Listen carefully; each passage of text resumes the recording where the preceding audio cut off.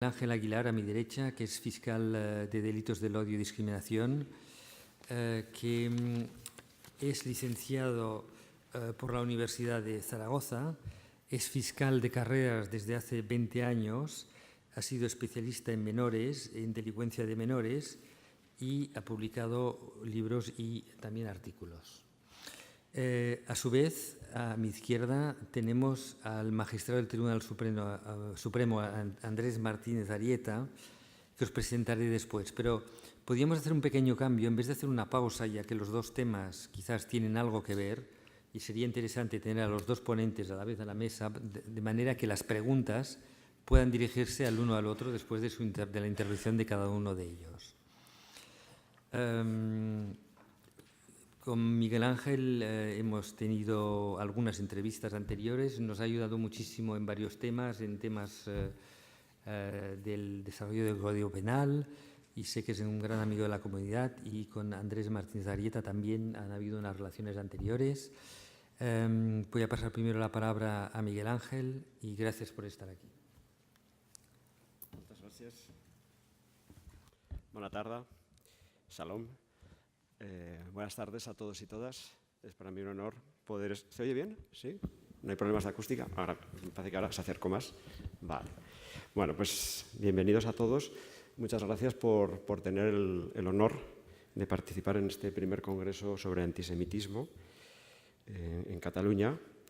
Me he perdido poder estar en las sesiones de esta mañana y me perderé las de mañana, y para mí es una auténtica tragedia, lo digo así, pero ocurre que bueno, tenemos que hacer nuestro trabajo y hace media hora salgo de juicios de toda mañana de juicios, o sea que, y mañana me espero tratando igual.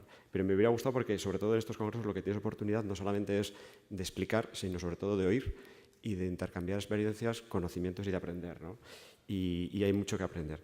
Hablamos de antisemitismo en este caso, pero cuando hablamos de antisemitismo podemos igual hablar de los problemas que afectan a islamofobia o los problemas que afectan a homofobia o a racismo, xenofobia, intolerancia de cualquier tipo. La comunidad judía sabe perfectamente de los prejuicios que existen, además, contra la comunidad judía aquí en España. Se dice que los judíos representan en España solamente el 0,1% de la población, y las encuestas que hay, sobre todo a nivel escolar, indican, supongo que de estos datos igual ya se ha hablado a lo largo de la jornada y se nos hablará, que un 52% de los escolares no querría tener como compañero de pupitre a un chico judío, a pesar de que nunca lo distinguiría, o el 58% de los adultos piensan que los judíos tienen demasiado poder y son todos ricos, y que además controlan la economía y los medios de comunicación. Con este caldo de cultivo y con este tipo de visión estereotipada y absolutamente parcial y errónea, falsa en definitiva, como todos los prejuicios, todos los estereotipos, se construye la base para que a veces se cometan delitos. No siempre, no toda la expresión de prejuicios, toda la expresión de odio contra las personas por la pertenencia a cualquier tipo de colectivo, no siempre es delito, pero sí que con este caldo de cultivo a veces se genera odio en forma de delito. Yo les voy a explicar un poco, los que ya me conocen, y siempre lo digo también cuando comienzo, este fiscal se repite mucho, pero es que son muchos los problemas que hay, y me gusta siempre en todos aquellos foros en los que tengo oportunidad por primera vez de hablar, los que han asistido a algunas de mis charlas lo saben, en insistir los problemas que hay y de afrontar de forma integral por parte de todos los poderes del Estado. Y cuando hablo de todos los poderes del Estado no solamente hablo del Ejecutivo, sino del Legislativo y del Judicial. La lucha contra las expresiones delictivas en lo que hablamos de delitos de odio y discriminación. Hablamos de delitos de odio, es una terminología que no está aceptada aquí en España. Somos pocos los que lo defendemos. Yo a mi servicio le quise poner servicio de delitos de odio porque a nivel europeo no tiene ningún tipo de duda. Porque estamos hablando de delitos que se caracterizan, su motivación es el odio a la persona diferente. En este caso, el odio contra la persona judía por el mero hecho de serla. Otras veces es por ser gitano, otras veces por ser homosexual, otras veces por ser musulmán. Y son delitos que tienen una especial gravedad porque van dirigidos directamente a atacar a la base de la convivencia, a atacar directamente los valores constitucionales de libertad y de igualdad. Y son delitos además que tienen un doble efecto. Por un lado es la agresión, el ataque a la persona que lo sufre, pero por otra parte es un mensaje clarísimo, intimidador, amenazante a la comunidad a la que pertenece y al colectivo al que pertenece. Por eso es muy importante, y yo no renuncio nunca a la categoría de hate crimes que utilizan a nivel anglosajón, porque este apellido, delito de odio, caracteriza muchísimo a este tipo de delitos. Bien, yo les voy a exponer una serie de problemas que son comunes, en los que supongo que muchos de los que están aquí se habrán visto reflejados en alguna ocasión, pero que afectan también a otros colectivos. Y yo siempre defiendo que la lucha contra este tipo de delitos ha de ser integral, es un tema de lucha por derechos humanos. Aquí no hay visiones progresistas o conservadoras, de derechas o de izquierdas, sino que es una visión de Estado, una visión de defensa de derechos humanos, en definitiva. Los problemas a los que me refiero, voy a exponer algunos generales y luego algunos específicos que me han tocado enfrentarme en el trabajo a diario cuando las víctimas son personas judías o de colectivos judíos. Bien, el primero, y siempre insisto, porque es que nos tenemos que poner a hacer los deberes, que no los estamos haciendo y nos están tirando de las orejas a nivel internacional. Lo está diciendo el Consejo de Europa a través de la Comisión Europea contra el Racismo y la Intolerancia. Lo está diciendo la Agencia de Derechos Fundamentales de la Unión Europea. Lo está diciendo la Organización para la Seguridad y Cooperación en Europa. Y particularmente el segundo de ellos que he dicho, que es el Consejo de Europa. Cada 2 o 3 años vienen y hacen un informe sobre España. Vienen los inspectores del Consejo de Europa y nos hacen una radiografía de cómo estamos. Y el paciente no es que esté gravemente enfermo, pero tiene goteras. Y el principal problema que nos dicen es, oiga ustedes, ¿por qué no ofrecen datos? ¿Cuántos hechos se están cometiendo en estos momentos en nuestras calles motivados por el odio a la persona que es diferente por el mero hecho de serla? España no ofrece en estos momentos datos. La sola excepción en Cataluña, que al disponer de policía autonómica propia, Mossos d'Esquadra, desde la Fiscalía impulsamos un protocolo para que todas las denuncias que llegasen a Mossos d'Esquadra al menos empezásemos a contarlas. Y a saber cuántos hechos teníamos y cuántos estaban cometidos por motivos antisemitas, cuántos estaban cometidos por motivos islamófobos, cuántos estaban cometidos por motivos homófobos, etc. De tal manera que en Cataluña, desde marzo del 2010, con este protocolo que se impulsó desde la Fiscalía, sabemos lo que se denuncia. Pero en el resto del Estado, ahora se están empezando a poner a trabajar, el Ministerio del Interior ha empezado a trabajar ya y empieza ya a recoger, a clasificar y a registrar las denuncias según la motivación, pero todavía de una forma bastante artesanal. Hay que formar a los policías, porque una cosa es que tú tengas la previsión informática y otra cosa es que el policía que tiene que meter los datos en el ordenador sepa que lo tiene que hacer y sepa la trascendencia e importancia que tiene que se registre la motivación del hecho delictivo. Pues nos encontramos con que los hechos que se denuncian no se cuantifican. Una lesión por motivos antisemitas va al cajón de las lesiones, y por tanto sí, sabemos todos los años cuántas lesiones se producen, cuántos delitos y faltas de lesiones se producen, pero no sabemos cuántos han producido, por ejemplo, por motivos antisemitas sin que se han producido. Y si aquí en Cataluña hemos empezado a hacer los deberes con la policía, en la Administración de Justicia es imposible. En estos momentos yo no puedo decirles, de una manera aproximada en Cataluña sí, porque bueno, hacemos palotes artesanales, pero si yo le doy al botón del ordenador, yo puedo saber en estos momentos cuántos hurtos se cometieron en el último Congreso de Telefonía Móvil de la ciudad de Barcelona. Esto lo puedo saber. Pero ¿cuántos han producido? ¿Cuántas lesiones? ¿Cuántas amenazas? ¿Cuántas coacciones se han producido por una motivación antisemita? No lo puedo saber. No lo puedo saber. No sabemos cuántos procedimientos judiciales hay pendientes, cuántas sentencias se dictan, en cuántas se aprecian agravantes, en cuántas no. Es imposible saberlo.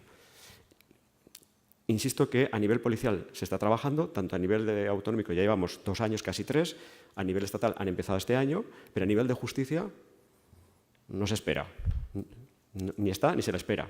Y por tanto yo creo que hay que empezar a cambiar esta dinámica. Pero el problema más grave no es este. El problema más grave es la cantidad de hechos que no se denuncian. La principal razón es porque las víctimas no se acercan a nosotros, no confían. No confían. Pero esto además es un elemento común a casi todos los colectivos, no solamente al colectivo judío, sino también al musulmán o a las personas inmigrantes, etc. La razón fundamental, por la impresión personal que llevo en los 5 años que llevo trabajando y por los datos que ahora les ofreceré ya, datos estadísticos que por estudios sociológicos que se han hecho, es que no confían. Esa es la razón fundamental. Si las personas son extranjeras y no tienen papeles, desde luego no se van a acercar a una comisaría a denunciar. Por tanto, si sufren un delito, lo callan. Cuando son personas víctimas de la discriminación por orientación sexual o identidad de género, El denunciar puede comportar que se sepa su orientación sexual, si es que no la tienen exteriorizada, y por tanto que se sepa en su familia, en su trabajo, en el círculo social en el que se mueven. Por tanto, si sufren un delito, tampoco suelen denunciar. Y luego nos encontramos también con un alto, elevado desconocimiento de derechos. Gran parte de la ciudadanía no sabe que cuando sufre una situación de discriminación delictiva, porque hay discriminaciones que no son delictivas, que afectan a otros órdenes jurisdiccionales, como puede ser el civil, o puede ser el administrativo, el laboral. No. En el ámbito de penal nos encontramos que hay un porcentaje importante de personas que no conocen sus derechos. Piensen sobre todo las personas que vienen de fuera, que a veces tienen barreras idiomáticas y por tanto les cuesta hacerse entender. Y si hay veces que nosotros no sabemos cuáles son nuestros derechos, imagínense las personas que vienen de fuera. Pues esto se da bastante. Y luego hay una sensación generalizada de que ¿para qué voy a denunciar si a mí no me van a creer? Le van a creer al que me ha atacado a mí. Esto también es una sensación que tienen las víctimas. Naturalmente que nos movemos en el campo de las sensaciones, que es muy subjetivo de las víctimas, pero algo de razón tienen. Y esto viene avalado por estudios. A mí esta encuesta creo que es muy importante. Es una encuesta en la que solamente se investigaba un determinado motivo de discriminación, que es racismo y xenofobia. No estamos hablando de intolerancia religiosa, no estamos hablando de antisemitismo, pero es bastante gráfica. Es una encuesta que se hizo por la Agencia de Derechos Fundamentales de la Unión Europea, que es el órgano más prestigioso que dispone la Unión Europea en la lucha y en la prevención contra la discriminación y además en la protección de derechos fundamentales. Este estudio se hizo sobre 23.000 ciudadanos en el ámbito de la Unión Europea, incluido también el Estado español, y ahí se hablaba que de las personas entrevistadas el 12% había sufrido un delito. Algo que con arreglo a la legislación de su país se podía tipificar como delictivo. Un 37% de los entrevistados, todo ello en el último año. En el momento que se hace la entrevista, dice, usted en el último año ha sufrido un delito, y entonces explicaban. 12% delito. 37% habían sufrido una situación de discriminación que no era delictiva, pero que era un trato injustificado y no razonable. Y un 51% no habían sido discriminados.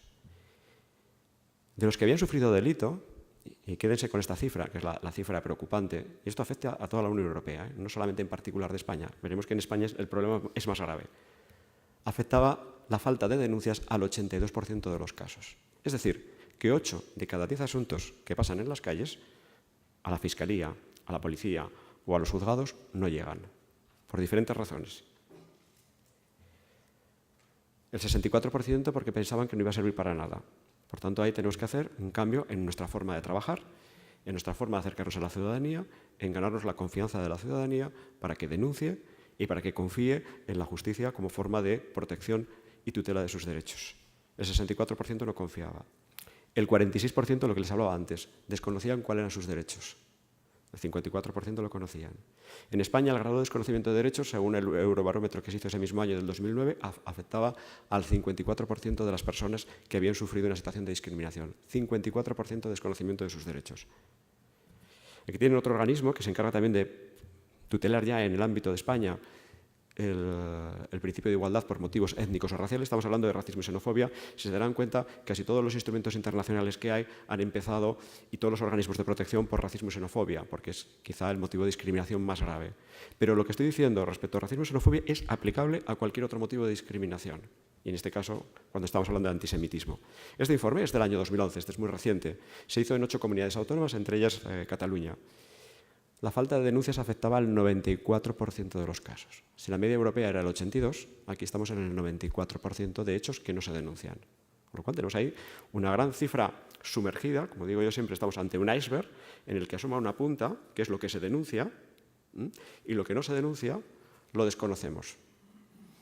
Ahí va a ser muy importante, por un lado, que los poderes públicos se sensibilicen en este tema, y cuando, insisto, hablo de poderes públicos, como dice el artículo 9 de la Constitución, a los que les corresponde remover todos los obstáculos para que la igualdad sea real y efectiva, se habla de poderes públicos, y poderes públicos son el Ejecutivo, el Legislativo y el Judicial, los tres. Bueno, el Ejecutivo tendrá aquí una función muy importante, y es campañas de sensibilización, de información, de derechos a la ciudadanía. Al Judicial nos corresponderá estar a la altura de lo que se espera de nosotros en la protección y en la tutela de los derechos. Este informe dice, que es de España, hecho sobre 8 comunidades autónomas, dice que casi el 32% de los encuestados o había sufrido o había sido testigo directo de una situación de discriminación que era delictiva. Casi el 13% no les habían permitido acceder a un establecimiento por motivos étnicos o raciales. Estamos hablando de que no les permiten acceder a un restaurante, a una discoteca o cualquier otro tipo de establecimiento público por motivos raciales y étnicos. Casi el 45% había recibido insultos y casi el 8,4% habían sufrido una agresión física. Pues de todo eso, el 94% de los hechos no se habían denunciado. De los que denunciaron, porque hay casi un 2% que no sabe o no contesta, el 61% cuando entró en contacto con la administración, bien la policial o bien la judicial, no se consideró bien tratado. La pregunta era muy importante, porque no era si se había sentido maltratado porque no le habían dado la razón, o era porque el trato que esperaba y la atención y la investigación en profundidad de los hechos no había sido la esperada. Es muy distinto, porque claro, cuando pones una denuncia, pues puede quedar acreditado los hechos, no quedar acreditado, se puede condenar o no. Pero lo importante, la Administración de Justicia no tenemos el deber de resolver las cosas, pero sí de poner todos los medios para tratar de esclarecerlas. Y en este sentido, las víctimas no expresan mucha satisfacción. El 22% se sintió adecuadamente tratado y el 21% dijo que no volvería a denunciar, que si llegara a sufrir una experiencia como esta, no repetiría. Estos son motivos para la reflexión. Y yo creo que desde la Administración de Justicia, siendo serios, siendo institucionales y actuando con rigor profesional, hemos de ser también autocríticos. Y, por tanto, tendremos que cambiar nuestra forma de trabajar, nuestra forma de escuchar, nuestra forma de investigar, para que esta opinión, que es subjetiva de las víctimas, empiece a cambiar. Consecuencia, si resulta que lo que se denuncia no lo contamos y lo que no se denuncia está ahí nada menos que del 94%, la sensación que hay cuando tú hablas con responsables es que no hay problema. Es la misma situación que sufrían las mujeres con la violencia de género hace 10 años. No hay problema. España no es un país racista, España no es un país homófobo, España no es un país antisemita. No hay problema. Consecuencia de eso, que cuando aflora algún caso, se tiende a minimizar, se tiende a restarle importancia. Si hay una agresión, pues vamos muchas veces por el camino más fácil, que es el de... Mira, en este caso, este no es un caso antisemita, porque los casos que he tenido antisemitas de agresión física no estaban documentados. Este estaba documentado. Esto es una agresión que se produce en los ferrocarriles catalanes a una chica que era ecuatoriana, por el mero hecho de ser ecuatoriana, con una serie de insultos asociados a su origen. Bien, este caso se actuó, como siempre, actuamos en justicia. ¿El resultado lesivo cuál era? Primera asistencia facultativa. Protocolo habitual, juicio de faltas. Juicio de faltas que normalmente se suele saldar con una multa de 200 o 300 euros. Claro, como esto lo vimos, esto quedó filmado y quedamos todos impactados porque la agresión era muy fuerte. El resultado lesivo, afortunadamente, no para la víctima. Pero el ataque a la dignidad de la persona era potentísimo. Dijimos, no puede ser esto una falta de lesiones. Y a partir de ahí, la Fiscalía de Barcelona, que había actuado, en este caso también, como juicio de faltas, dijimos, vamos a reflexionar, vamos a hacer, como decimos aquí en Cataluña, vamos a hacer un pensament. A lo mejor el Código Penal tiene otros recorridos. Vamos a explorar. Siempre nos quejamos que nos faltan normas legales y yo va a ser una de las cosas que hoy reclame. Pero con las que tenemos, con las herramientas que tenemos, también podemos trabajar. Hace falta también un poco de imaginar, de poner imaginación y sobre todo de ponerse en el papel de la víctima. Y en este caso, pues dijimos, bueno, es una primera asistencia facultativa, pero aquí ¿qué es lo que importa? El sujeto cuando actúa, ¿qué es lo que quiere? ¿Pegar o machacar a la víctima? Machacarla desde el punto de vista de su dignidad. Y dijimos, está clarísimo que esta persona, si esta persona, la víctima, no hubiera sido una persona que tiene rasgos altiplánicos, no le hubiera agredido. ¿Qué era lo que quería? Era humillarla, era vejarla y atacar su dignidad por el mero hecho de que era diferente. Esta agresión, o hace poco, hemos obtenido también una sentencia condenatoria de una señora discapacitada que accedió al autobús urbano, reclamó su espacio físico reservado para personas con movilidad reducida y un señor que no quiso cederlo, además la pegó, la tiró al suelo y la insultó también con los insultos típicos, que es siempre lo mismo. Además, siempre se repiten los mismos insultos. Y ahí acusamos por delito contra la integridad moral y se ha condenado. Bueno, pero la tendencia generalizada es que como no hay problema, esta es la instrucción en virtud de la cual la dimos ya en el año 2007 para los fiscales de la Fiscalía Provincial de Barcelona y ahora la Fiscalía Superior de Cataluña, visto que empieza a dar los resultados apetecidos, la hemos extendido a toda Cataluña, ¿no? A través de la Fiscalía Superior de Cataluña. Pero vean que, como no hay problema, se tiende a minimizar y no a explorar otras vías más contundentes de reacción que están ahí y que las tenemos a nuestra disposición. Minimización. ¿Qué pasa con las víctimas? Bien, pues con las víctimas lo que nos encontramos a veces, así como por ejemplo con el tema de violencia de género, porque es un tema muy trabajado, muy machacado, aquí sin embargo, como no existe la misma conciencia, pues a veces nos encontramos que en las comisarías o los propios juzgados todos los mecanismos de protección que ofrece la legislación no se ofrecen. Hay veces que se las derivan indebidamente a otros servicios. Esto pasa a veces a una persona que le impiden acceder a un establecimiento, a lo mejor por llevar una kipa, o a lo mejor por llevar un velo, o a lo mejor por expresar una determinada orientación sexual y no le dejan acceder a un establecimiento. Y llaman en ese momento a la policía y la policía dice, no, usted lo que tiene que hacer es ir a la Oficina Municipal de Información al Consumidor. Eso es un delito con arreglo a nuestro código, o puede serlo, habrá que investigarlo.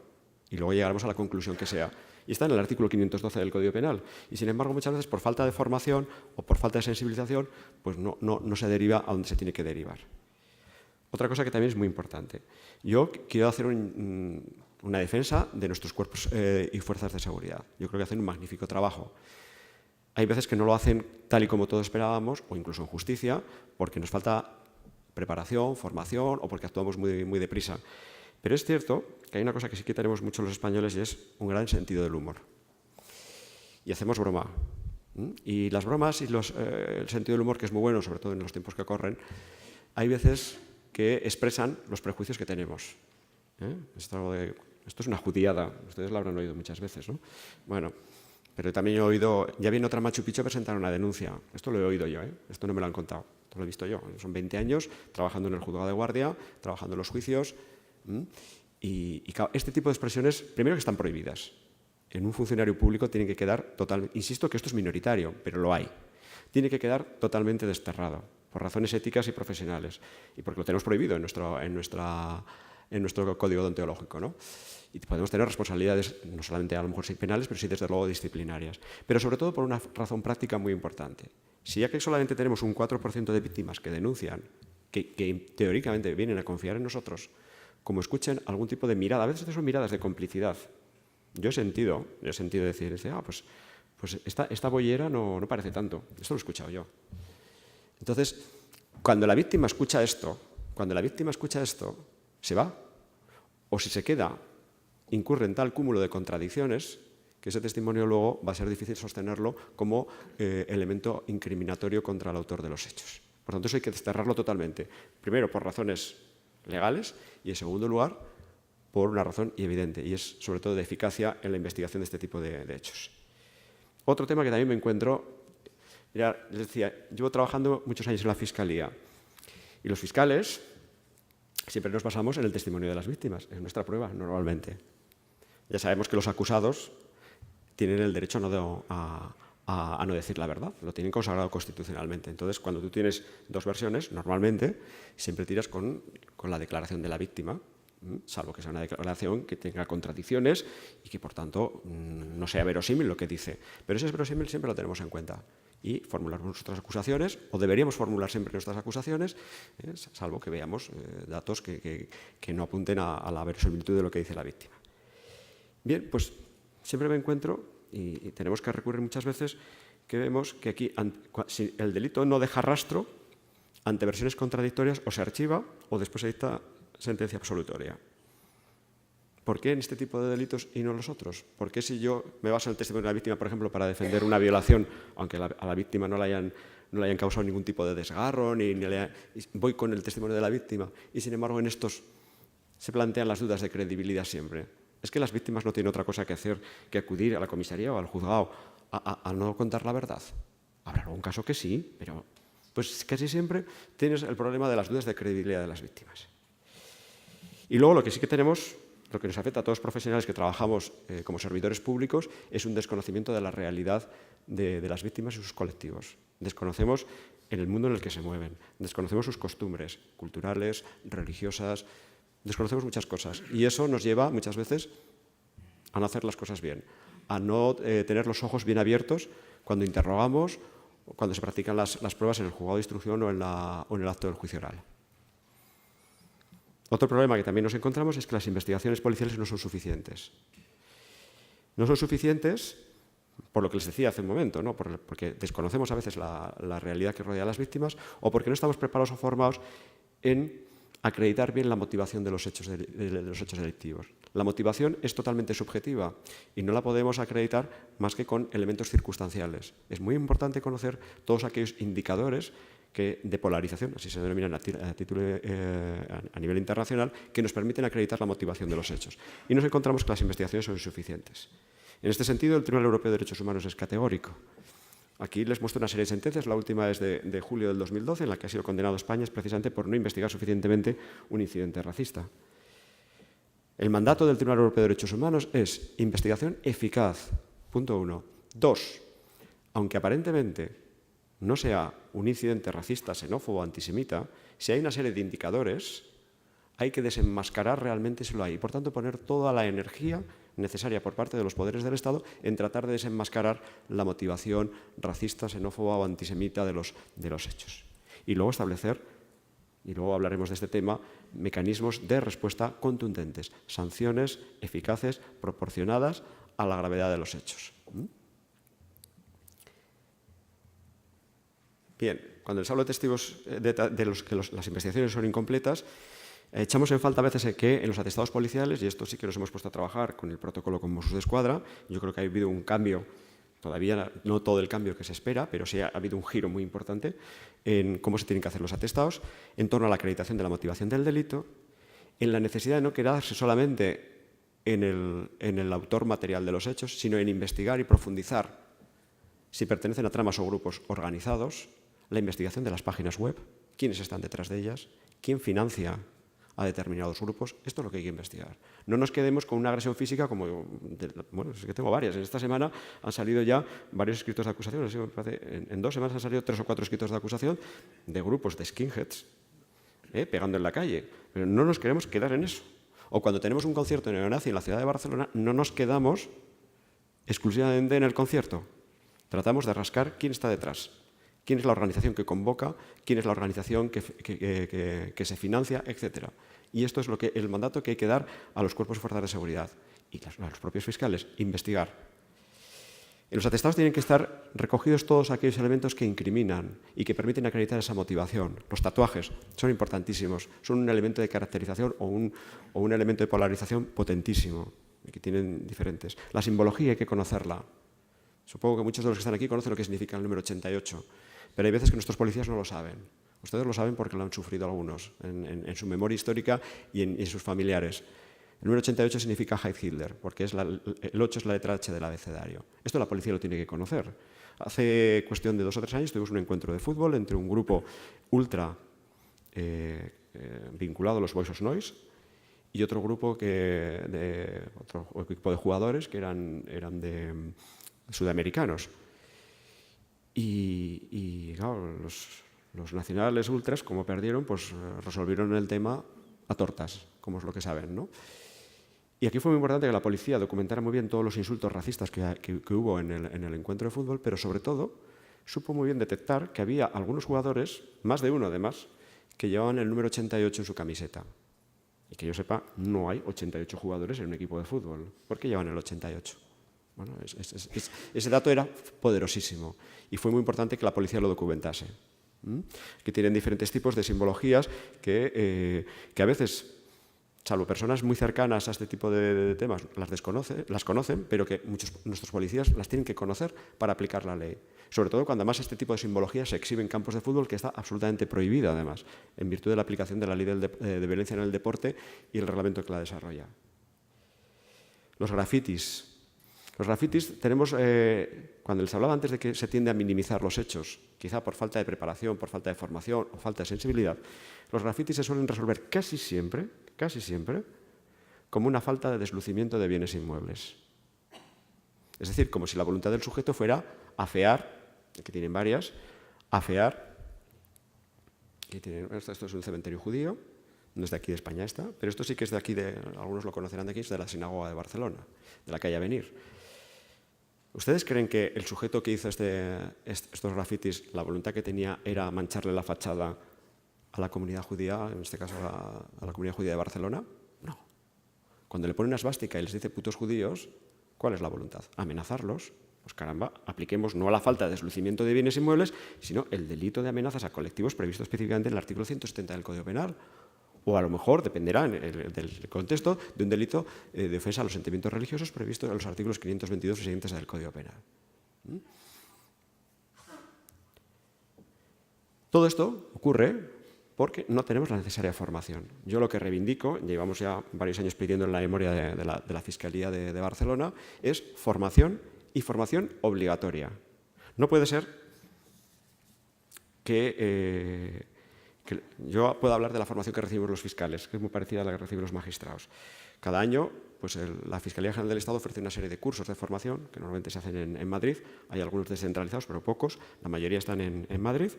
Y entonces yo, en función de mi agenda, que no es fácil, y en función de la sensibilidad que pueda tener o de la voluntad que tenga, pues me apunto a un curso a otro. Y luego ya veremos si me lo dan.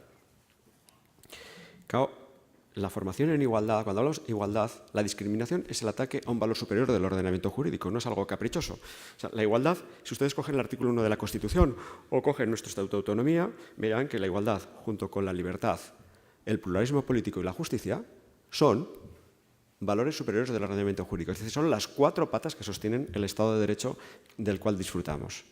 El ataque a uno de esos pilares es grave.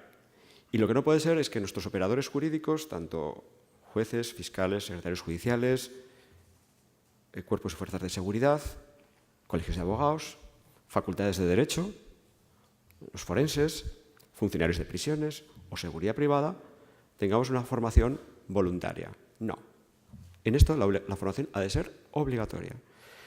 Fruto de los tirones de orejas internacionales que nos dan, provenientes sobre todo del Consejo de Europa, la Fiscalía General del Estado lleva 2 años consecutivos organizando cursos de lucha contra la discriminación. Claro, a cada curso acuden 40 alumnos. Si somos 2.500 o 2.600 fiscales en toda España, pues necesitaremos unas cuantas décadas para tener formados a todos los fiscales. Casi un siglo. Esto no puede ser. Hay que cambiar totalmente el tema de formación. En este tema, cuando nos jugamos la convivencia, cuando nos jugamos los valores constitucionales tan importantes, la formación no puede ser un capricho. Eso da lugar a que muchas veces luego haya sentencias inexplicables o informes de la Fiscalía inexplicables. Aquí hay un ilustre representante del Tribunal Supremo que va a hablar de un voto particular, pero de un voto particular de una sentencia. Esa sentencia, yo ahora tengo una posición un poco privilegiada, pues bueno, como soy el primero que empezó aquí con un servicio especializado en delitos de odio, pues me llaman del Consejo de Europa y me llaman de la OSCE y la sentencia la conocen. Muchos de nuestros magistrados no la conocen y muchos de nuestros fiscales, pero en el exterior esa sentencia hizo pupa. Claro, y me pregunta, dice, ¿cómo es posible? Y yo insisto, si hubiera la suficiente formación y la suficiente preparación y la suficiente sensibilización, a lo mejor esos votos mayoritarios de aquella sentencia a lo mejor no se hubieran producido. Otro fenómeno que tenemos, otro problema es el de la violencia en el deporte. En los campos de fútbol, con los grupos ultra, son un instrumento de captación y de fanatización importantísimo.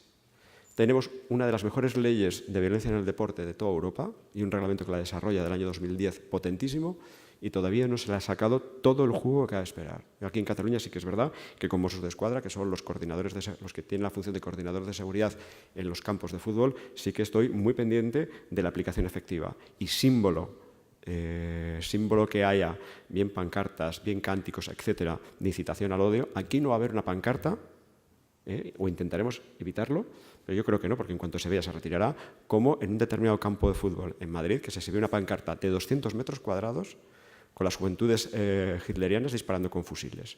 Eso lo he visto, yo tengo la fotografía en casa. Pasa que no me gusta exhibirla por no hacer mala prensa de un determinado equipo de fútbol, porque esa no es mi intención. Pero sí que eso no puede ocurrir. O cuando ves en determinados campos de fútbol pancartas también enormes que dicen Happy Birthday 18, que significa Happy Birthday Adolf Hitler.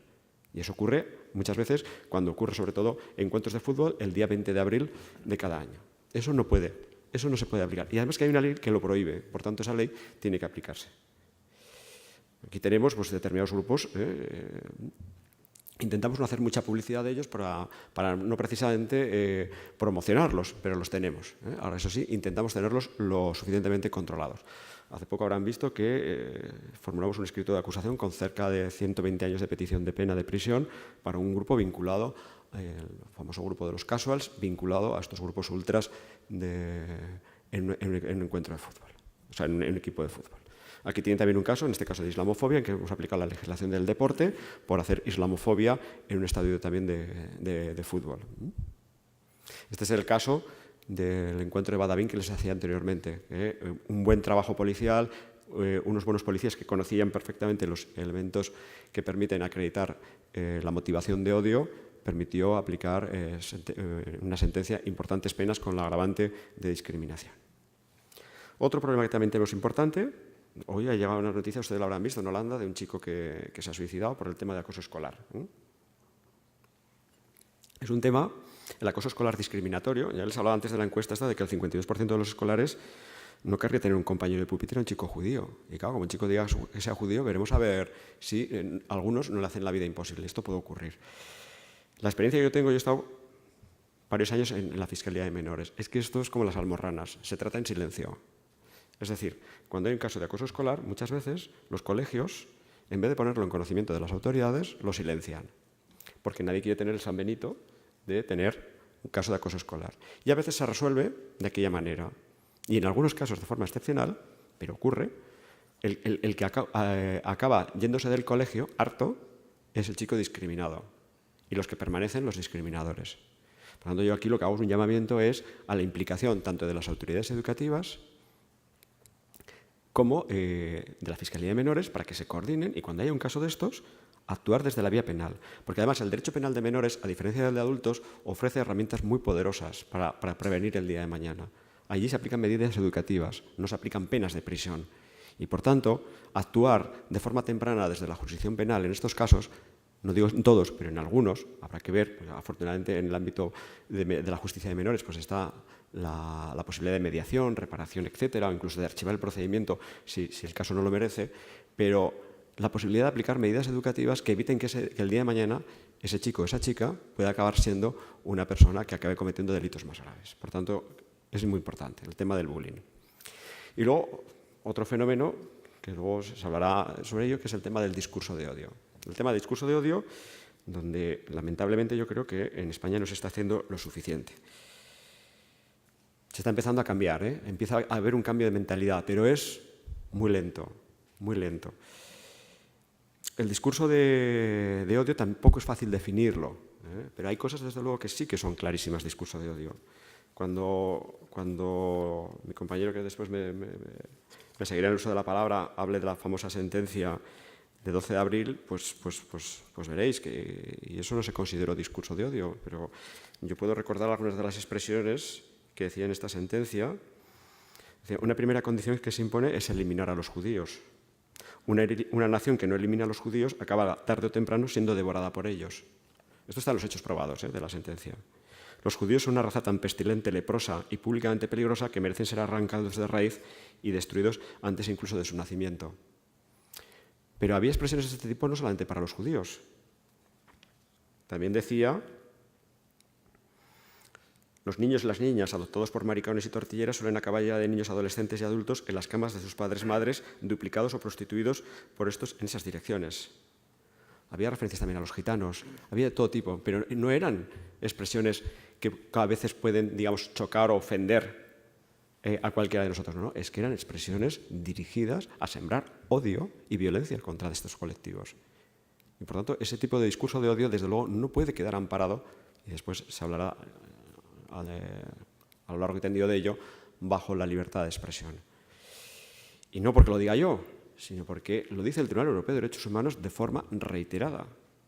Y lo ha dicho además incluso para cosas más leves que estas, pero muchísimo más. A Jean-Marie Le Pen lo condenaron en Francia por hacer discurso de odio contra los musulmanes, simplemente decía porque los musulmanes iban a colapsar Francia. Con esa expresión lo condenaron. Y el Tribunal Europeo de Derechos Humanos en el año 2010 avaló esa condena y dijo que era proporcionada y necesaria en una sociedad democrática.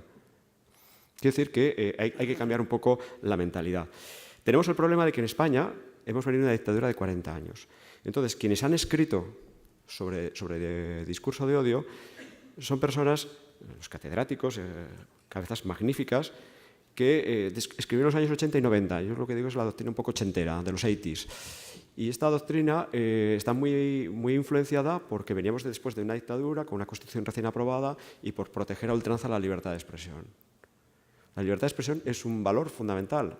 Es un valor fundamental en un Estado democrático y social de derecho. Es un pilar básico de convivencia, pero no es absoluto. Pero no voy a hablar más sobre este tema porque hablará después el magistrado, ¿no? Pero sí que os voy a expresar este discurso de odio que afecta sobre todo mucho a la comunidad judía, por dónde se difunde, ¿no? Sobre todo hoy el gran desafío es Internet.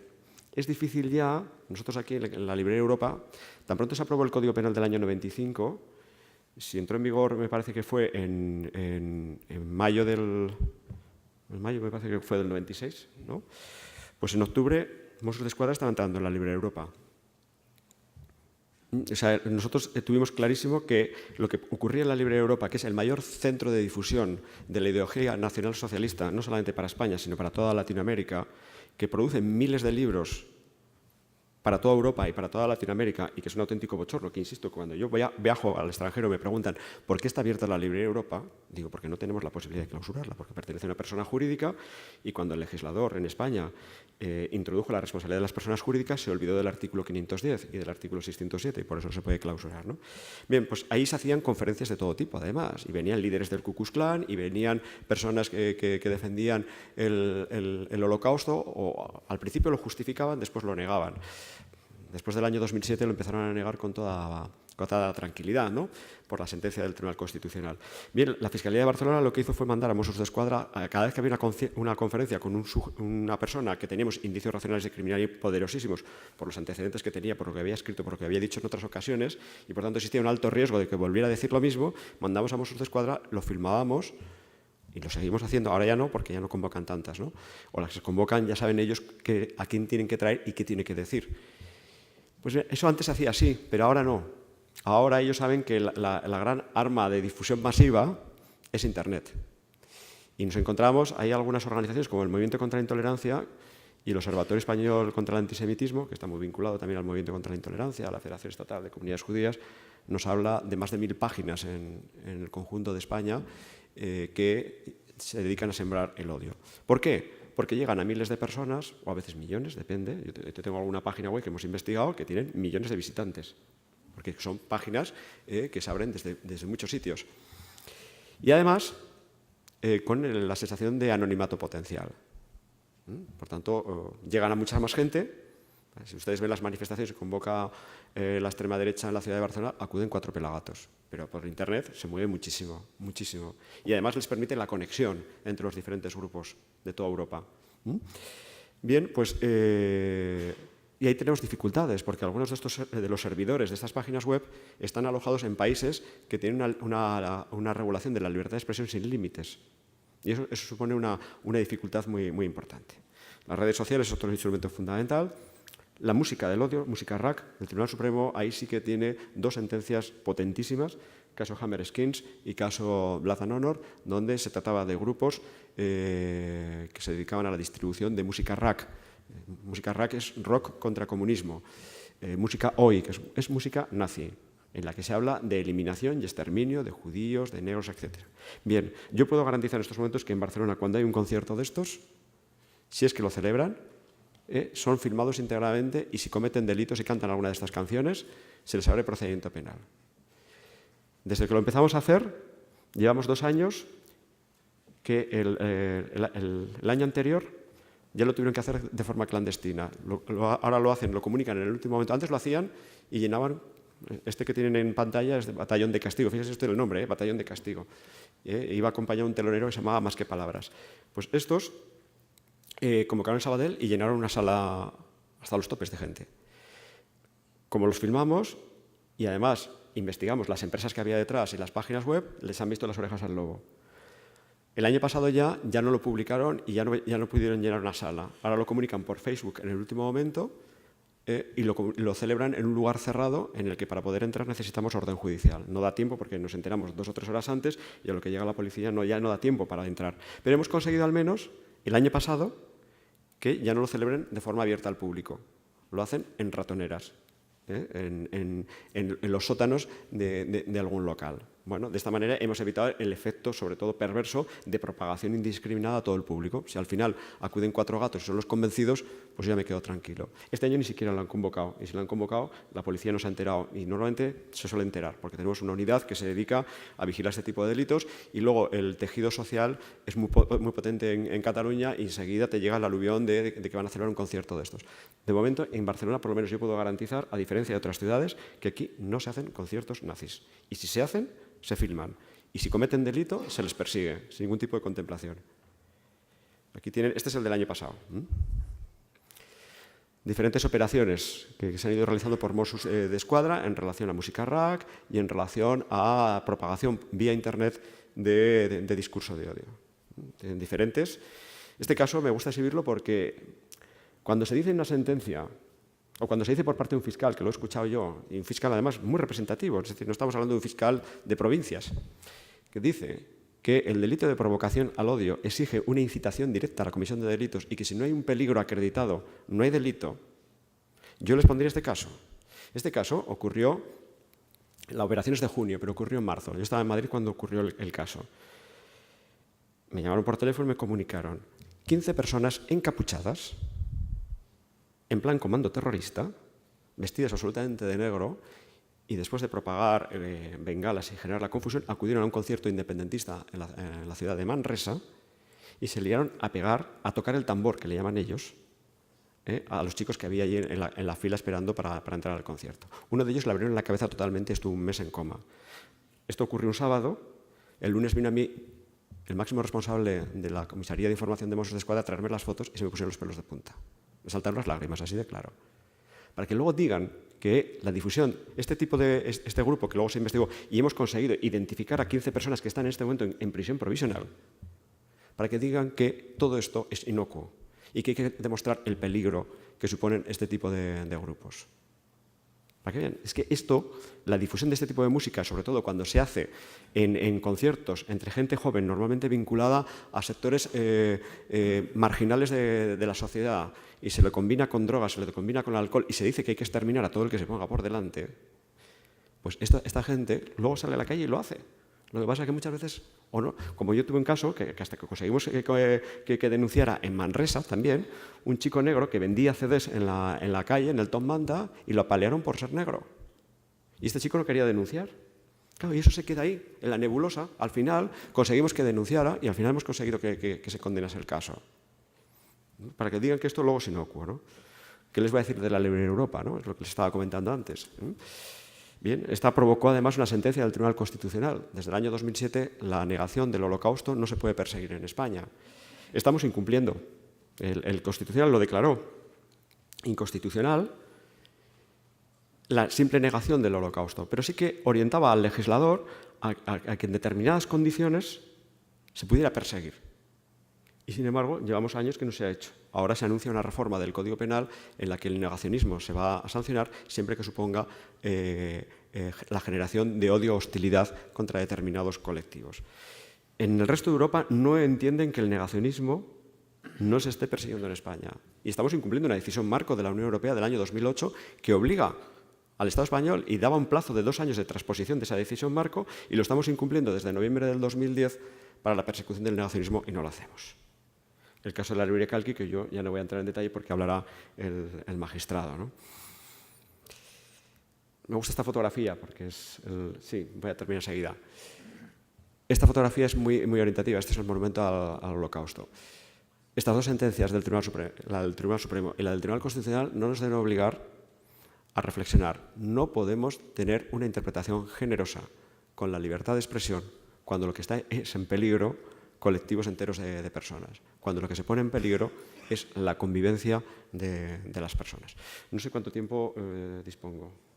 Ya tenemos que pasar a las preguntas. Vale, pues podría estar hablando horas de la experiencia que tenemos en la Fiscalía, de cómo trabajamos en la Fiscalía, la relación con la comunidad judía junto con otras, no solamente la judía, sino también con el colectivo musulmán es más difícil por la falta de interlocutores, pero con el colectivo gay, con las personas que sufren racismo, con las diferentes organizaciones, tenemos diálogo permanente.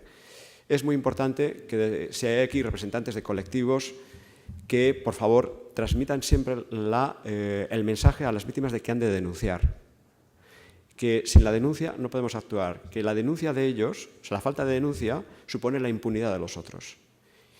Y que, por tanto, las personas se les conciencie de la necesidad de denunciar y de la necesidad de poner en conocimiento los hechos de nosotros para que podamos actuar. Hace falta un cambio de mentalidad dentro de la Administración de Justicia, pero yo creo que se está produciendo. Soy moderadamente optimista. Ahora, es un paso lento, pero yo creo que con el tiempo se llegará a avanzar. Yo creo que hay más conciencia en estos momentos, pero hemos de conseguir, a base de esa formación de la que carecemos, que esto empiece a cambiar. Muchas gracias.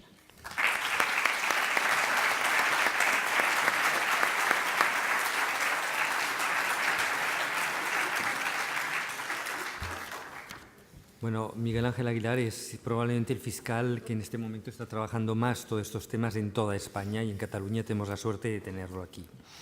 Yo pasaría directamente al siguiente ponente y haremos el ciclo de preguntas a posteriori, que es el magistrado del Tribunal Supremo, Andrés Martínez Arieta, y luego pasaremos a hacer el ciclo de preguntas.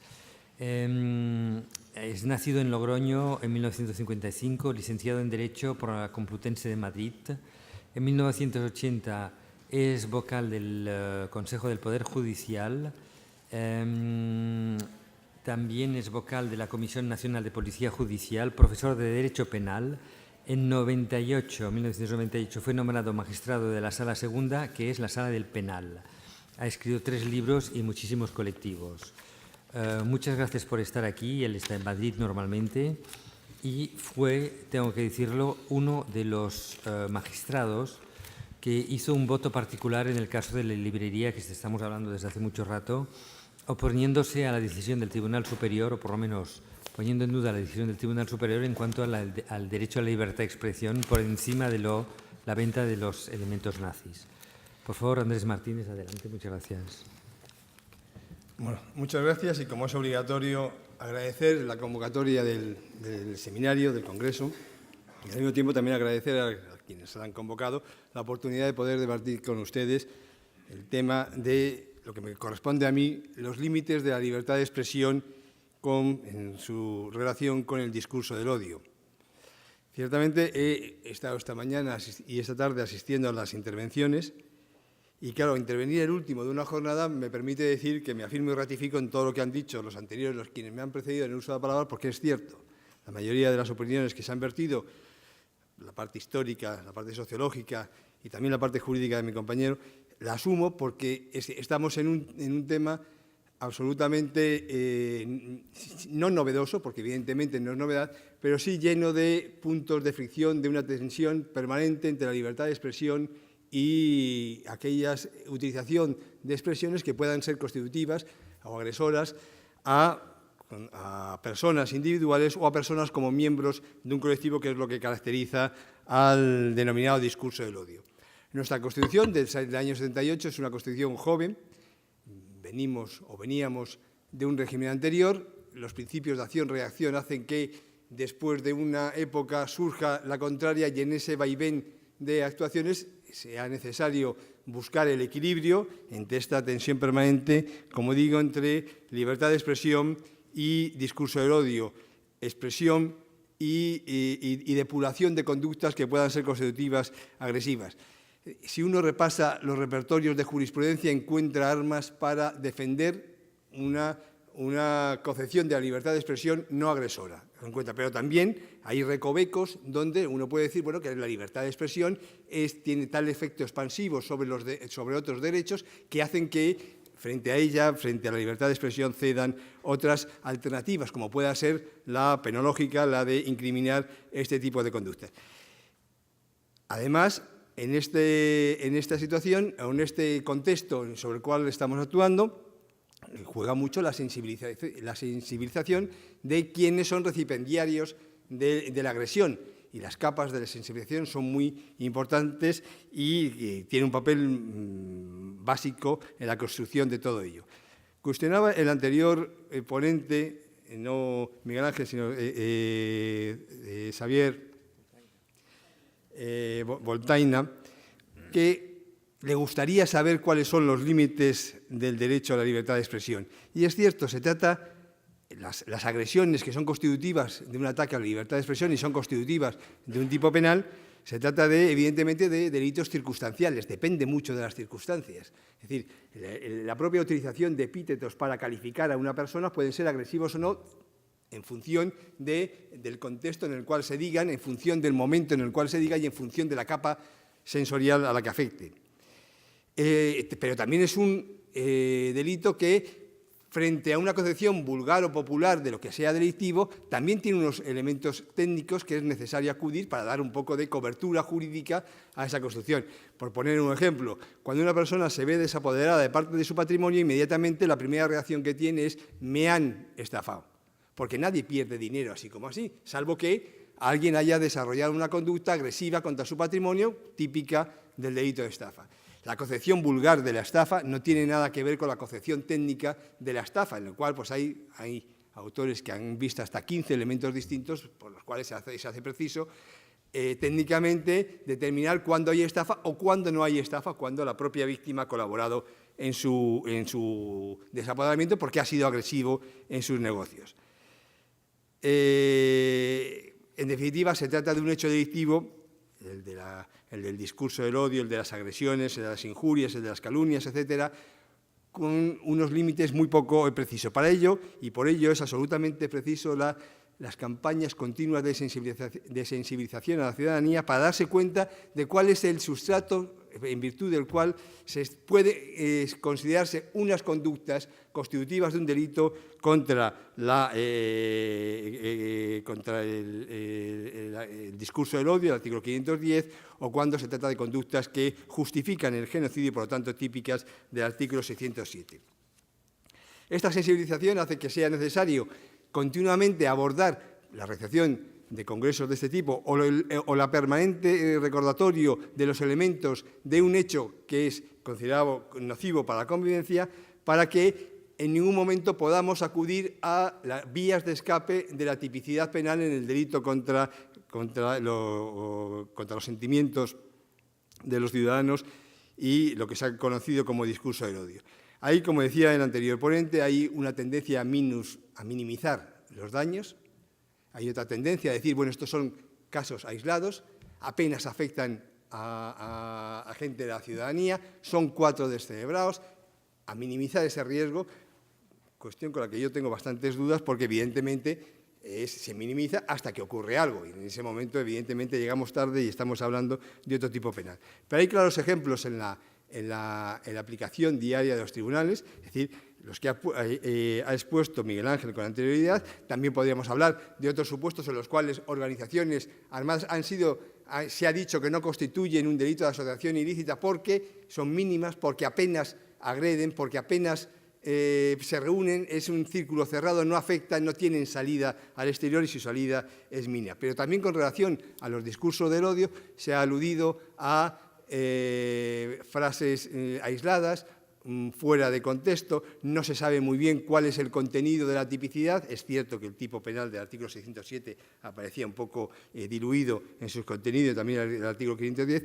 Incluso se acude también a decir, bueno, si ya Quevedo lo decía, como si Quevedo no hubiera podido decir tonterías a lo largo de los muchos libros que escribió, e incluso ya por último exigiendo requisitos de la tipicidad que no aparecen por ningún lado en los tipos penales. Bueno, mi intervención va a ser eminentemente jurídica. Voy a tratar de dar un poco de contenido o explicar un poco el ámbito en el cual nos podemos mover, el ámbito en el que, siendo respetuoso con el contenido esencial del derecho fundamental a la libertad de expresión, también seamos respetuosos con el derecho que merecen las víctimas de estas personas a las que hemos aglutinado en lo que se ha denominado el discurso del odio, es decir, aquellas agresiones que se realizan a una persona por el hecho de pertenecer a un colectivo. Dice, la raíz del problema que voy a abordar se encuentra, como bien decía mi compañero, en la sentencia del Tribunal Constitucional 235 del 2007, que apartó de la tipicidad del delito de negación o de justificación del genocidio del artículo 607 apartó de la tipicidad, dijo, justificar el genocidio es delito, y decía textualmente, porque la justificación implica un juicio despreciativo y minusvalorador de las víctimas.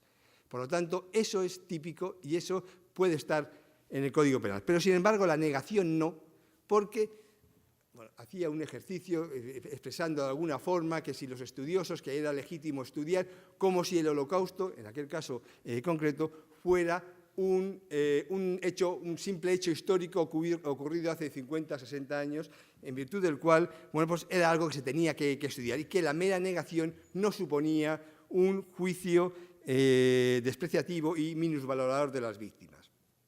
Esta construcción hace que luego, cuando se vuelva a abordar en otra sentencia en la que el Tribunal Supremo aborda este mismo tema, en la de 12 de abril de 2011, se diga, bueno, estas conductas por sí solas, las que puedan ser incluso desvalorativas del Holocausto o de las víctimas del Holocausto, aunque son expresiones que rechazo por inadecuadas, que rechazo por agresoras, que considero que están dentro del discurso del odio, eso no quiere decir que ese juicio negativo de esas expresiones deba ser constitutivo de delito, porque el legislador penal requiere algo más.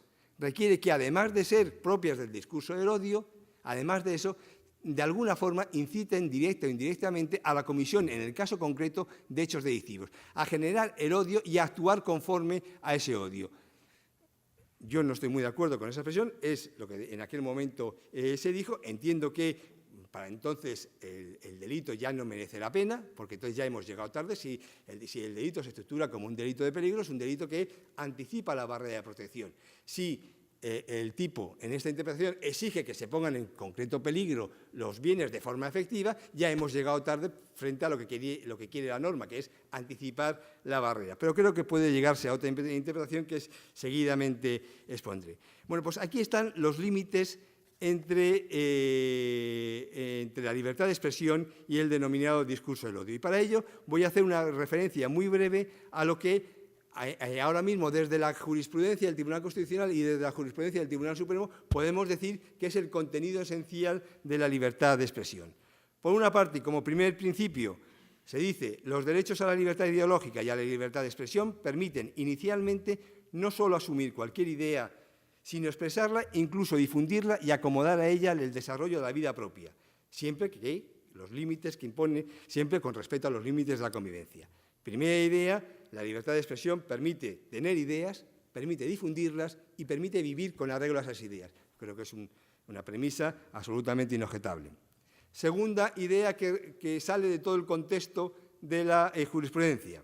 Segunda, la Constitución no prohíbe las ideologías que se sitúan fuera de los dos extremos del espectro político, tradicionalmente identificados como izquierda-derecha. Incluso podría decirse que tampoco prohíbe las ideas que por su extremismo se sitúen fuera de este amplio espectro político, por muy rechazables que puedan considerarse desde la perspectiva de los valores constitucionales.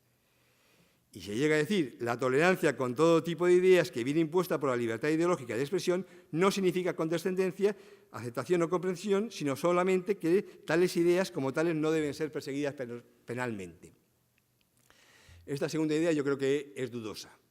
Es decir, es cierto que cuando se dice que la libertad de expresión permite albergar ideas y difundirlas, incluso aunque estén fuera del marco constitucional. Cierto.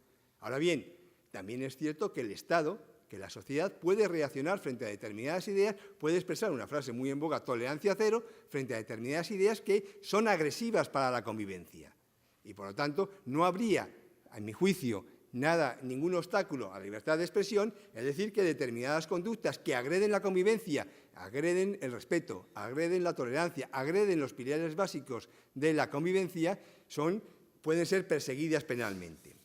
Y tercera idea, y creo que también inobjetable, en cualquier caso no se encuentra bajo la protección constitucional la realización de actos o actividades que en desarrollo de aquellas ideologías vulneren otros derechos fundamentales.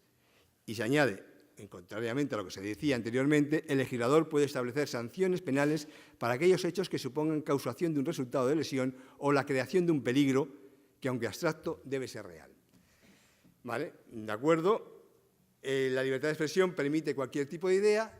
Segunda idea, más dudosa, la libertad de expresión, incluso ideas que se sitúen fuera, permite difundir ideas que se sitúen fuera de la Constitución. Yo tengo mis dudas, creo que el legislador también puede reaccionar contra esas ideas. Y tercera idea, el límite de la libertad de expresión está la vulneración de derechos fundamentales.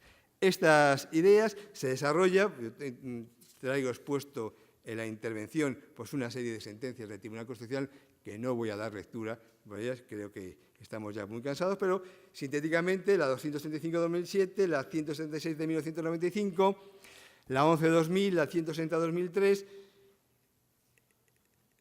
Solo voy a dar lectura de uno porque se refiere concretamente al discurso del odio y dice que la Constitución, en el artículo 20, no garantiza el derecho a expresar y difundir un determinado entendimiento de la historia o concepción del mundo con el deliberado ánimo de menospreciar y discriminar, al tiempo de formularlo, a personas o grupos por razón de cualquier condición o circunstancia personal, étnica o social, pues sería tanto como admitir que por el mero hecho de efectuarse al hilo de un discurso más o menos histórico, la Constitución permite la violación de uno de los valores superiores del ordenamiento jurídico, como es la igualdad. Bueno, pues esta sentencia del año 91, de alguna forma es puesta en entredicho en el año 2005 con una construcción distinta, lo cual da idea también pues, de la propia juventud de la democracia, de la necesidad de acompasar estos principios de acción de reacción, de moverse los límites para situar un poco pues, la situación en el fiel de la balanza. ¿Esto a qué ha llevado? Ha llevado a que en una interpretación afortunadamente aislada, pero es la que se desarrolló en la sentencia de 12 de abril del 2011, del Tribunal Supremo, digo afortunadamente aislada porque posteriormente el propio Tribunal Supremo ha reaccionado con otras dos sentencias diciendo, pues la de los grupos de música, en los cuales determinadas expresiones de odio son constitutivas de delito. Bueno, pues en esta sentencia que digo de 12 de abril de 2011, la sentencia 259 del 2011, apoyado en esta sentencia del Tribunal Constitucional, del Tribunal Constitucional 275 de 2007, se dice que la literalidad que la transmisión de ideas en sí mismo considerada sin exigir adicionalmente la lesión de otros bienes jurídicos constitucionalmente protegidos en cuanto a parada en la libertad de expresión e incluso en la libertad científica y de conciencia. Dice, estas libertad de expresión, de conciencia y de científica constituyen un límite infranqueable para el legislador penal. Y por ello dice que nuestro ordenamiento constitucional no permite la tipificación como delito la mera transmisión de ideas, ni siquiera en los casos de que se trate de ideas execrables, sino que es preciso que, de alguna forma, de esas ideas se incite al odio de forma concreta, de manera que pueda generar en el destinatario de la información el odio que requiere la norma. Como digo, cuando llegue eso, evidentemente se llegará tarde. A mi juicio, es necesario realizar una reinterpretación de la norma en el sentido de dar cabida en la misma al discurso del odio y señalar, como se dijo en la sentencia del 91, que los límites de la libertad de expresión están en los derechos de los demás. Esa ponderación del derecho a la libertad de expresión y el derecho a la libertad, a la seguridad, a la paz, a la convivencia, esa doble valoración es la que permite dar juego y señalar cuáles son los límites de cada uno. Creo que, en todo caso, se hace necesario pues eso, esa sensibilización con el tema para dar un contenido para que también los operadores jurídicos podamos tener esa sensibilización, ese ponerse en el lugar también de la víctima para poder aplicar correctamente la norma. A mi juicio, el holocausto judío, concretamente, o la llamada solución final, ya no es el hecho histórico, el dato histórico que ocurrió hoy, empezó a ocurrir hoy hace, desde el 38 hasta aquí, pues todos los años que pasaron. Para mí supone un icono de la perversión humana. Difícilmente creo que puede encontrarse una mayor planificación del poder destructivo del hombre y del cual creo que la única forma que cabe entenderlo es no responsabilizar solo y exclusivamente a los que intervinieron en su gestación o en su aplicación. Hay también mucha más gente que intervino en lo mismo, que de forma directa o indirecta miraron para otro lado, que de forma directa o indirecta colaboraron. Europa, en su conjunto, colaboró con todo el Holocausto judío. Ya no es... Alemania fue quien la gestionó, pero muchos países de Europa Central, de Europa del Este y de la Europa del Oeste colaboró también en esta situación. Desde una perspectiva histórica, como digo, aglutina la maldad de la que el hombre puede ser capaz, pero desde una perspectiva también ética, también es un llamamiento a todos los europeos de la época que no supieron reaccionar contra aquella situación, que miraron para otro lado, que incluso colaboraron en toda esa causación.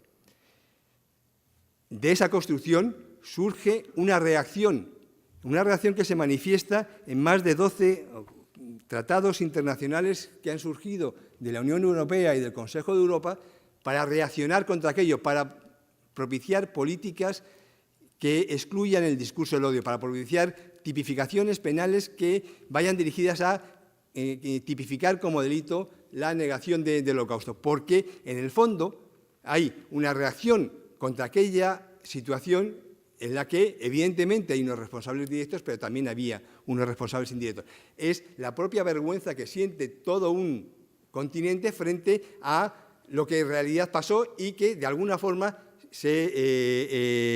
todos los que en aquella época estaban intervinieron activamente o indirectamente para su causación. Esa vergüenza que siente Europa es la que le hace, a mi juicio, reaccionar solicitando tipificaciones de este tipo de conducta. Primero, para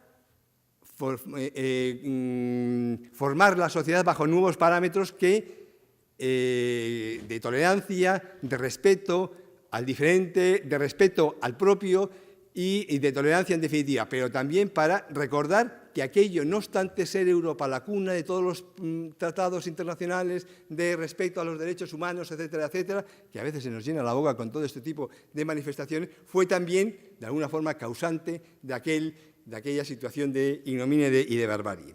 Desde esta perspectiva, el Holocausto no es un hecho histórico, no es si el hombre llegó o no llegó a la Luna, no es si Cristóbal Colón descubrió o no descubrió América. Es otro hecho. Es un hecho histórico, pero también es un hecho que nos recuerda a todos los europeos que en los años 40, en los años 30, no estuvimos a la altura de las circunstancias. No respetamos los derechos fundamentales de las personas que en aquel momento eran objeto de las agresiones. Me viene a la cabeza el famoso poema de Niemöller cuando dice: cuando los nazis vinieron a llevarse a los comunistas, yo guardé silencio porque no era comunista, y luego lo va repitiendo con relación a los socialistas, con relación a los sindicalistas, con relación a los judíos, y al final, cuando se refiere a él, ya no había nadie para chillar su ausencia. Pues algo de esto también pasó en Europa, y la reacción de Europa ha sido los 12 tratados internacionales, los 12 compendios legislativos que instan a los Estados miembros, tanto del Consejo de Europa como de la Unión Europea, a tipificar conductas para, por una parte, conformar una sociedad bajo otras premisas, para conformar una sociedad bajo el respeto, y, por otra parte, también para recordar permanentemente que hubo una situación en la que todos, de alguna forma, intervinieron y que no puede volver a ocurrir una situación como esta. No en vano, los teólogos y los filósofos todavía se cuestionan, siempre tiene un capítulo, si es posible hacer filosofía después de Auschwitz o teología después de Auschwitz. E incluso el Papa Benedicto XVI, sin perjuicio de no entrar en las posibles responsabilidades, cuando visitó ya siendo Papa Auschwitz, cuestionó una pregunta que para mí fue desgarradora: ¿dónde estabas, Dios, cuando ocurrió esto? Es decir, esa barbarie es inexplicable a los ojos de un ciudadano europeo, como en ese momento, como representante de los católicos, era el Papa. Es decir, para mí el Holocausto no solo es el daño causado, no solo es el hecho histórico, sino es el deseo vehemente de conformar una sociedad distinta, con más capacidad de reacción frente a agresiones de ese tipo. El legislador también ha tenido sensibilidad, y el legislador en 2003 establece el artículo 607, lo reforma, en la próxima reforma del Código Penal que se anuncia, aglutina los dos artículos 510 y 607 para darle un nuevo contenido que respete lo que dijo la sentencia 235 de 2007 del Tribunal Constitucional. Es decir, el legislador internacional está sensibilizado con el tema, el legislador nacional está sensibilizado con el tema, el legislador, el aplicador de derecho español, en términos generales, está sensibilizado con el tema, pero es necesario más sensibilidad. Es necesario, a mi juicio, ponerle más en el contenido de la crueldad, de lo que significa ya no solo negar el Holocausto, que yo creo que debiera aplicarse como tal hecho delictivo, sino también ser más sensible con aquellas actuaciones que puedan ser agresivas para los derechos de quienes han sido tradicionalmente víctimas de agresiones de este tipo. La estructura del tipo penal del 510 y del 607, como antes dije, participa de los delitos de peligro, en los cuales lo de menos es el sujeto pasivo sobre el cual se vierten. Es decir, en los códigos penales, el 510 y en el 607, se hace referencia a estos colectivos que tradicionalmente han sido objeto de vejaciones históricas. Pero es lo de menos, es una forma de encuadrar. Lo importante es que lo que dice el Código Penal en el 510 es provocar a la discriminación, al odio o a la violencia contra grupos o asociaciones, que va relacionando. Pero provocar al odio o a la violencia contra estos grupos. Lo relevante es provocar al odio. ¿Por qué? Porque no requiere que se ponga en concreto peligro la vida de alguien o que se ponga en concreto peligro el derecho de alguien. Lo único que requiere es que se provoque a la discriminación, al odio. Y es ahí se agota la tipicidad, porque en sí mismo esa conducta ya es agresiva al modelo de convivencia que el legislador quiere. Las bases de la sociedad se asientan, como digo, en el respeto, en la tolerancia y también en el recuerdo de algo que no debió suceder. En el lado contrario, quienes exacerban el contenido de la libertad de expresión señalan que la libertad de expresión es un derecho fundamental, base de los demás derechos fundamentales, se ha llegado a decir, base de los demás derechos fundamentales, en tanto en cuanto permite tener una idea, permite divulgarla, permite defenderla, pero claro, el límite de esa idea, de esa difusión o de esa defensa, está evidentemente los derechos de los demás. A mi juicio, y básicamente también y los derechos demás, y también la propia estructuración de la sociedad basada en ese respeto a las minorías, en ese respeto a la tolerancia, en ese respeto a los iguales y también a los desiguales. Creo que con estas premisas la tipificación de la justificación del genocidio, la tipificación de la negación del genocidio es absolutamente necesaria, precisamente porque el legislador ha querido que se ordene la sociedad bajo ese pilar básico, el respeto a todos los ciudadanos, con independencia de su etnia, de su raza, de su religión, etcétera, y conformar esa sociedad bajo las premisas de tolerancia. Con ello concluyo y sí espero que en el coloquio podamos conformar o ratificar nuestras ideas al respecto. Muchas gracias. Gracias. Buenas tardes.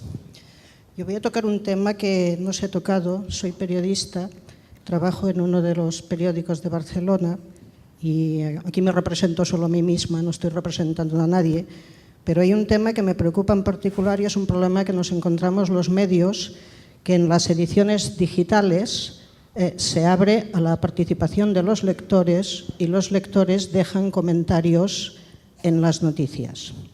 Entonces, por esta vía se cuelan constantemente comentarios que corresponderían a delitos del odio, incluso algunos de los que usted ha mencionado, incluyendo la justificación del genocidio. Está lleno de comentarios antisemitas, comentarios xenófobos, comentarios racistas, comentarios ofensivos a personas conocidas y que los medios encontramos muy difícil de gestionar, entre otras cosas no quiero extenderme en razones técnicas, pero porque requiere recursos que en época de crisis del sector es muy difícil.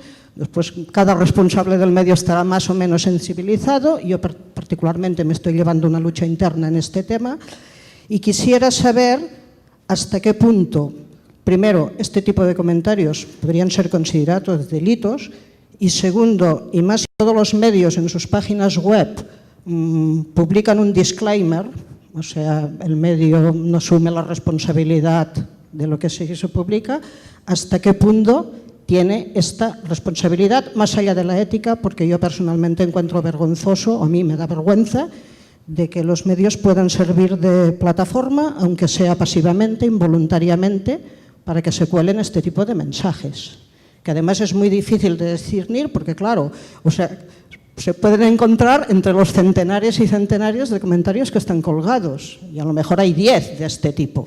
Entonces, claro, es muy difícil, y yo creo que es un problema, y como siempre la tecnología va por delante, ¿no? A los dos me gustaría, primero al fiscal, si sería imputable, y al juez, porque tampoco hay una jurisprudencia clara en este sentido con el antiguo Queira, que tuvo una sentencia condenatoria por injurias al alcalde en un comentario, por ejemplo, pero en cambio hay sentencias que han eximido medios. Entonces a mí me gustaría saber un poco cuál es el marco, ya que no sé, algunos nos estamos llegando a la guerra interna en este tema, pues a lo mejor nos dais instrumentos. Gracias. Pues primero, porque soy el primer aludido. Aquí la Fiscalía de Barcelona ha abordado este tema ya alguna vez y sí que somos partidarios de una interpretación en este caso restrictiva, de no sentar en el banquillo a todo el mundo. Primero, porque eso comportaría colapsar no solamente la Administración de Justicia, sobre todo a la policía, porque investigar esto requiere unos esfuerzos impresionantes. Y en segundo lugar, porque yo creo que tampoco son las personas que cometen el delito. Vamos a ver, cuando una persona hace comentarios en un periódico o cuando coge el tuit y fruto del calentón dice una serie de cosas, es totalmente diferente a aquella persona que, con la cabeza mucho más fría, con una proyección social, una proyección mediática, con una capacidad de penetración o de liderazgo social, político, cultural, etcétera, lanza consignas dedicadas a sembrar odio contra un determinado colectivo. Es muy distinto. Entonces, nosotros ahí sí que seguimos un criterio restrictivo. Cuando se producen, hace poco tuvimos un caso con miles de tweets. Claro, si fuéramos a investigar los miles de tweets en los que se decían barbaridades vinculados a los incendios que hubo en Cataluña, no podríamos. Pero, insisto, a pesar de que no se tiene capacidad para investigar eso, es que tampoco creo que se tenga que judicializar todo, sino que se ha de ser selectivo. Y lo que se ha de ser selectivo, yo pienso, y en lo que está esta Fiscalía, desde luego, es en aquellas personas que sí que tienen liderazgo social, mediático, cultural, proyección en definitiva y capacidad de generar odio, de generar provocación en las personas. Este es el criterio que más o menos seguimos en la Fiscalía. Evidentemente, como ha dicho anteriormente el magistrado, todo es muy circunstancial, es un delito muy circunstancial, habrá que tener en cuenta las circunstancias, el caso, pero cuando se trata de personas anónimas que hacen comentarios, y, insisto, fruto del calentón, así en un periódico o a través de los tweets, no podemos judicializarlo todo porque creo que no, el que mucho abarca poco aprieta. Yo creo que hay que ser más selectivo e ir a determinadas personas con determinados perfiles que son los que se dedican realmente y de una forma más fría a generar odio entre la población. Esto es mi opinión y lo que hemos empezado a hacer, pero tampoco me siento muy seguro porque, como dice usted, no hay precedentes jurisprudenciales. Entonces, ya lo sé porque yo leo la prensa digital todos los días y sé lo que hay, sí, lo sé. Yo estoy en parte de acuerdo con el ilustre representante del Ministerio Fiscal en la medida que es verdad el fiscal, y cada vez estoy más convencido de eso, debe actuar el principio de oportunidad a la hora de seleccionar por dónde dispara, porque es verdad, realiza política judicial delante de los tribunales, muy legítimo y muy loable que seleccione los puntos donde puede ser más eficaz la lucha contra, en este caso, contra los delitos englobados dentro del discurso del odio. Ahora, señalado esto, hombre, qué duda cabe que quienes escriben en las páginas de los periódicos digitales colaboran a marcar la ideología del periódico. Ya, pero también colabora. Es decir, si yo leo una noticia y me voy a los comentarios, veo qué tipo de gente lee esa noticia, qué tipo de gente además acciona y contesta, y qué tipo de gente, es decir, qué ideología. Luego, al periódico le interesa mucho preservar su ideología, preservar la forma con que aborda los temas. Y me parece que se hace un flaco favor si permite con la entrada de cualquier persona. Por una parte. Segundo, no entiendo por qué los periódicos, al hilo de eso, no exigen más garantías.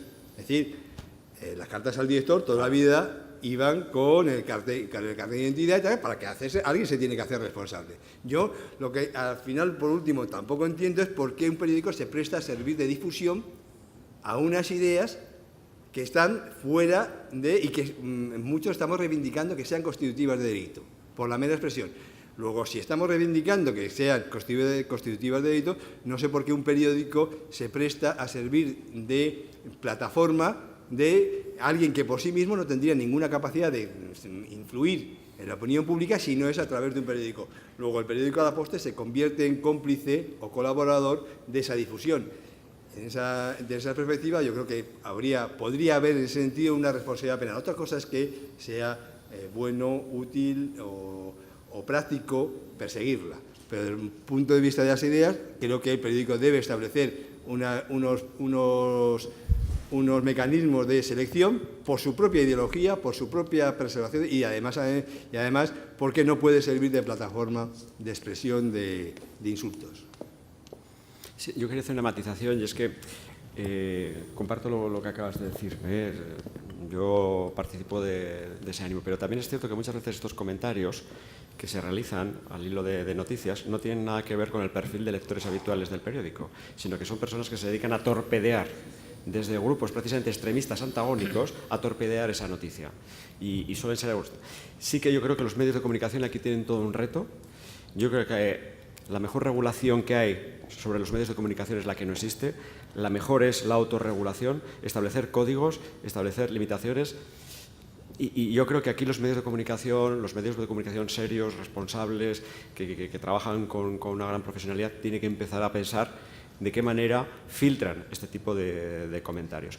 Ahora, sentar en el banquillo a todo aquel que hace ese tipo de comentarios o sentar a lo mejor al director de grandes periódicos porque se filtren este tipo de... No, es complicado, pero yo participo también de lo que ha dicho mi compañero. Pero es bastante difícil esto. Sí, yo felicitar y agradecer al señor Miguel Ángel Aguilar y al señor Andrés.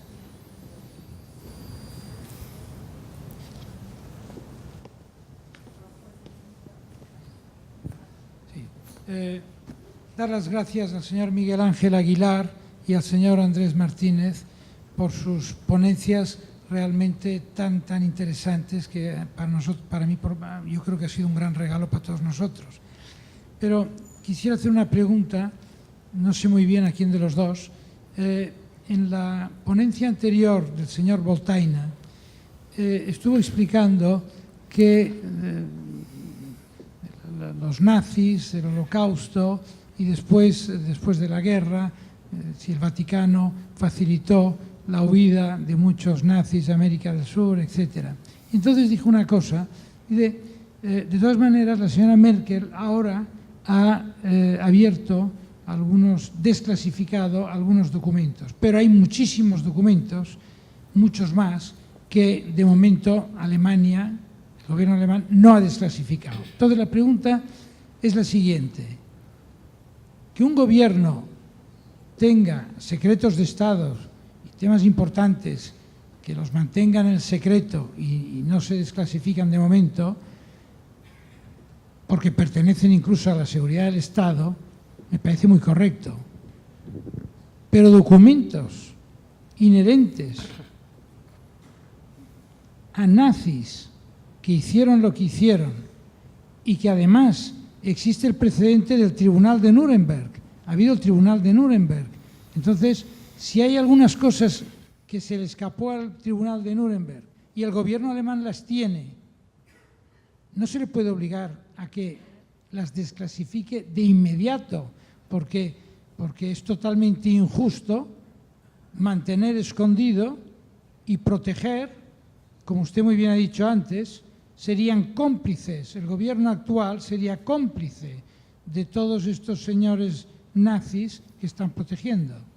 ¿Se podría hacer algo?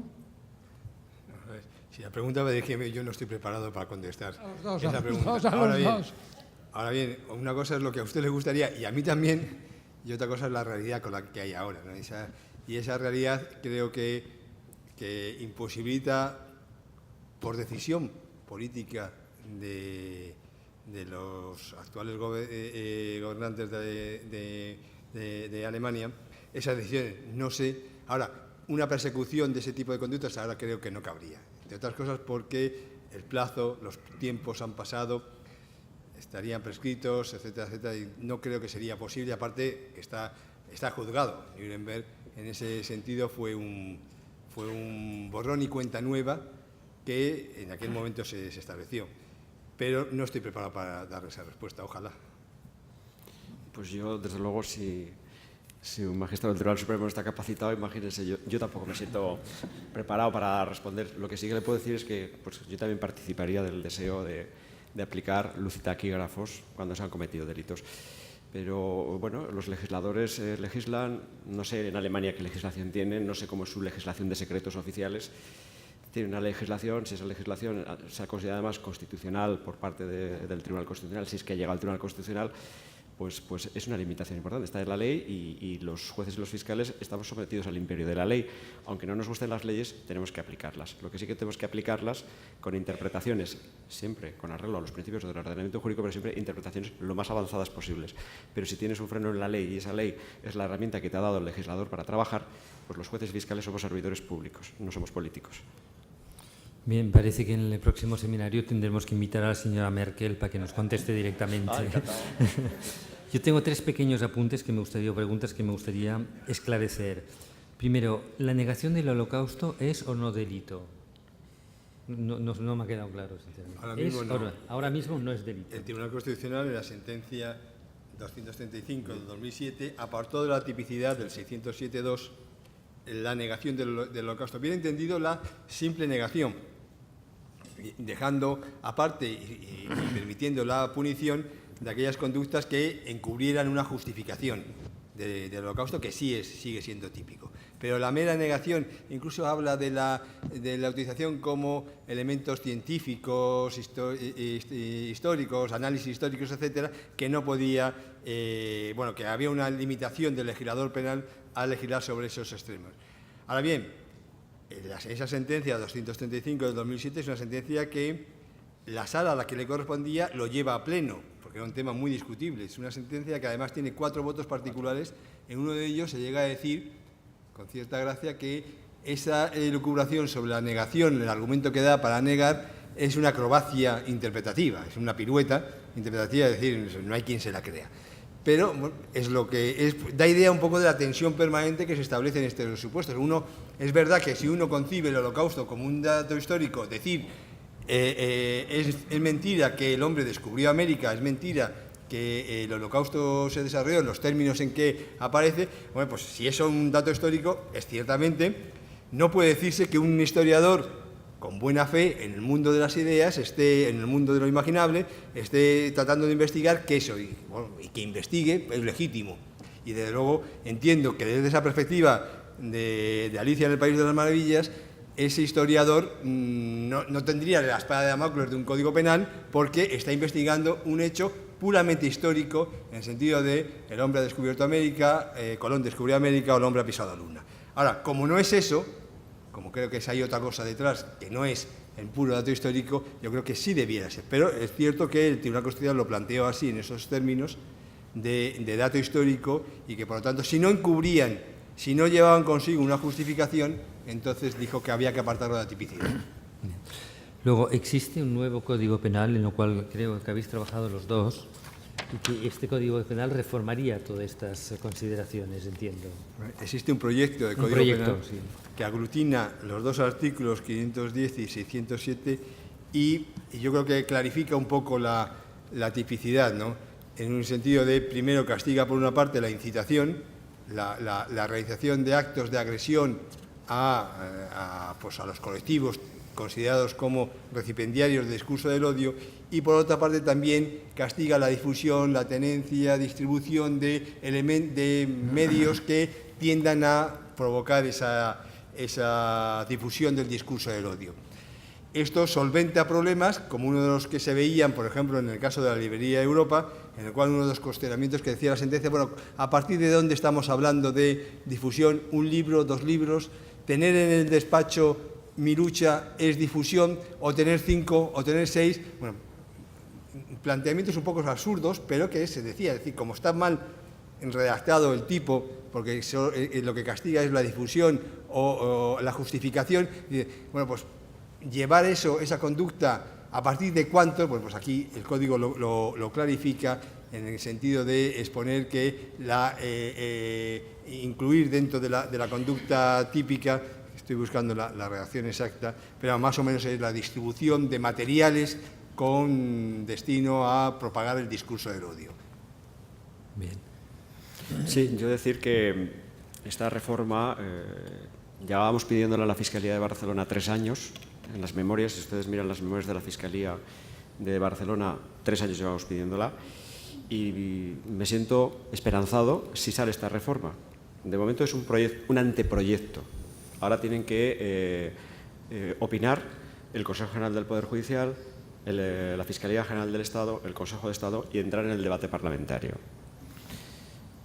Estoy seguro que inmediatamente van a salir voces muy críticas, amparándose en esa visión ochentera, que digo yo, de la libertad de expresión y de la libertad ideológica de conciencia para atacar este texto.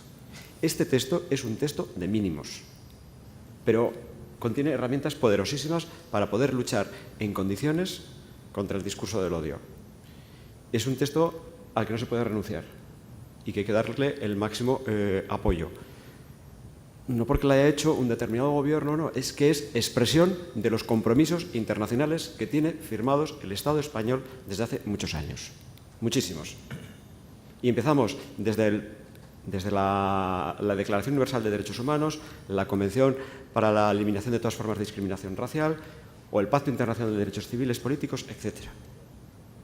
Lo que se ha hecho es, con el artículo que teníamos ahora, con los 2 artículos, se podía haber trabajado con una interpretación como nos impone la Constitución, porque la Constitución en el artículo 10 dice que toda la normativa interna nuestra sobre derechos humanos, y el Código Penal lo es, el Código Penal es la Constitución en negativo, que sanciona precisamente el ataque a los derechos humanos. Pues cada una de las normas del Código Penal se han de interpretar también con arreglo a toda la normativa de derecho internacional que tenemos firmada y ratificada por el Estado español. Cuando interpretamos los términos como odio, que está en el Pacto Internacional de Derechos Civiles y Políticos, o hostilidad, o provocación, etcétera, lo tenemos que hacer con arreglo a la normativa internacional. Con lo que teníamos se podía haber trabajado. Ha sido necesario tener que hacer un texto más clarificador para tratar de dejar el menos resquicio posible a la impunidad de comportamientos que son absolutamente execrables y absolutamente inadmisibles en un Estado de Derecho. Pues yo creo que se podía haber hecho otra cosa cuando se dictó la sentencia que declaró inconstitucional la negación del Holocausto.